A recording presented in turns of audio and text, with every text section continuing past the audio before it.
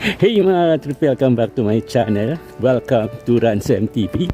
And hoping habang pinapanood nyo ito ay nasa maayos kayong kalagayan. Saan man dipalog ng Pilipinas kayo naroon or nasa ibang bansa. By the way, it's me, Ransem TV. And hoping nagugustuhan ninyo yung aking mga vlog na sinishare ko sa inyo mga ka-trip. So paki-like, share, and comment lang itong vlog natin. And of course, do not skip ads. As I said mga ka-trip, maglalakwartsa po tayo sa isang mall dito sa Pasig City. Ang akala ko walang SM dito sa Pasig City. Meron pala. Ito ang SM East Ortigas. Sakop pala ito ng sakop pala ito ng Pasig. So well, kung hindi pa kayo nakakapunta rito, i-share ko sa inyo at para at least may idea kayo. Pero hindi to kalaki ang mall, pero ang ganda nito mga ka-trip.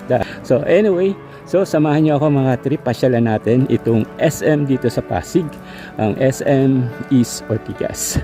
Pero bago po yan mga ka-trip, intro muna.